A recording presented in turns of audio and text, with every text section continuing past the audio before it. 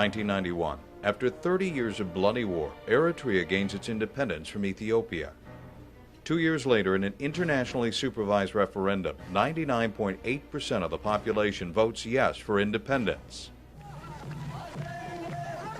The international community is recognizing the new Republic of Eritrea. Voters there overwhelmingly approved a referendum of independence from Ethiopia. The three-day election was monitored by the United Nations, which declared the voting free and fair.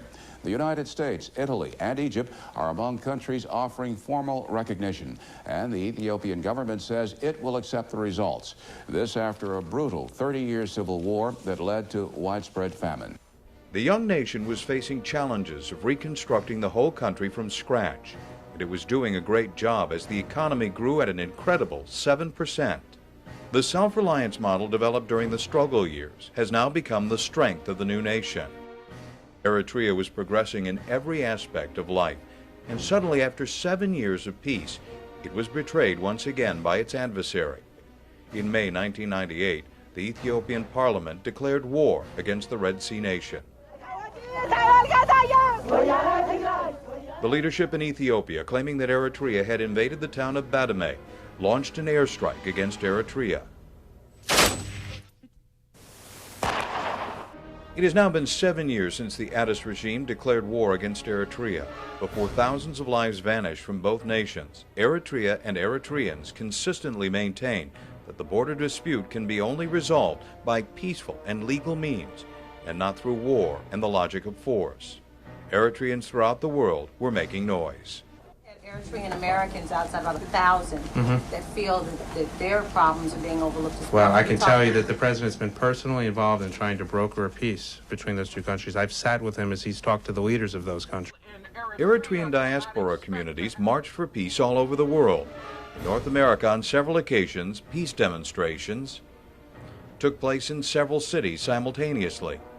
In one of the demonstrations at the nation's capital, Eritreans pleaded all day to congressmen and spent the night near the steps of the Capitol. Hundreds of protesters clogged lunchtime traffic in downtown Seattle. The marchers moved to the federal building demanding that the U.S. government cut off aid to Ethiopia in its border war with neighboring Eritrea. A small group of protesters held up banners and called for an end to fighting in the East African nations of Ethiopia and Eritrea. They say they are not Stanford students, but were here to promote their cause. Annan acknowledged their presence by saying, "I hear you," before starting his speech. We have written him several petitions. We also gave him a petition today with over 300 signatures. We have not received a response letter from him. The protesters say Annan did speak with them briefly when he arrived at the stadium this morning and told them he agreed with them, but did not make any promises. Meanwhile, the war continued in several places, and the Ethiopians were losing ground in lives, in large amounts, simply because Eritrea was only defending itself from the trenches. First, in the immediate stage and phase was to stop the fighting.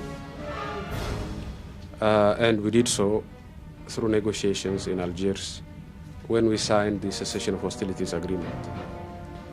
That cessation of hostilities agreement is holding now. Second phase is tying up some of the loose ends that still remain, and sign a final and comprehensive peace agreement. A number of other issues which, when you look at the objections or concerns of the Ethiopian government, indicate that the intention is to totally frustrate the peace process, not make observations on a number of issues. That's our reading of the ideas we have got from a number of sources, including the mediators here. Under the Algiers Peace Agreement of December 2000, which ended a 2-year war between the two countries, they agreed to accept the decision of an independent boundary commission on where the border between them should be. I have often said we are not condemned, but rather blessed to live as neighbors. In this spirit, I can only reaffirm at this auspicious moment Eritrea's desire and commitment to forget the past and look into the future of peace and hope between our fraternal peoples. This achievement is of immense significance, not only to the two parties, but also to Africa as a whole. Eventually, arbitration took place, prevailed. And then we went to The Hague, and a special commission was created, and it was final and binding, clear. We had to present, we deployed our lawyers, the Ethiopians paid their lawyers, and the commissioners were selected, 2 by Ethiopia, 2 by us, and the chair was selected by the 4. And that was endorsed by the Security Council. So we both, deployed our lawyers to the maximum for almost a year. In terms of Eritrea as a sovereign state, we challenged it and were vindicated because the court so decided that our territory belonged the colonial boundary and the colonial treaty. Congratulations, aha, my nation. Congratulations, Eritrea. Congratulations. I'm definitely happy about the verdict, especially on Badime, because the whole pretext of the war that Ethiopia propagated on Eritrea was based on Eritrean infringement onto Badime, which was baseless statement. I'm happy, and I don't care about this little hoopla by the Ethiopian government, all that. This is a lifetime verdict for us, and I'm glad the government is taking slowly, and we need to evaluate everything, but there's no question, when we place the old map on top of the new one, I have no doubt it would be the same.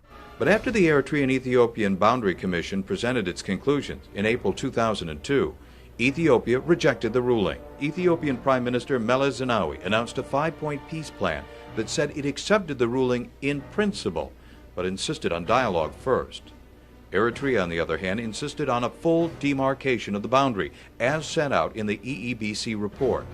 Efforts by the UN and international community to resolve the situation and demarcate the Ethiopia-Eritrean frontier have so far been unsuccessful. Eritreans are willing to accept the decision of the Commission. The problem is how U.S. leadership in this Congress here and other parties around the world that have any influence, political or moral or economic influence on the Ethiopian government, to think more seriously about the recommendation, because people like Kofi Annan are very much aware of the implication of any kind of backsliding in this case. You went to war, you went to court, and the court has decided. And the court, we presented every single argument. We didn't know which one is going to belong to us.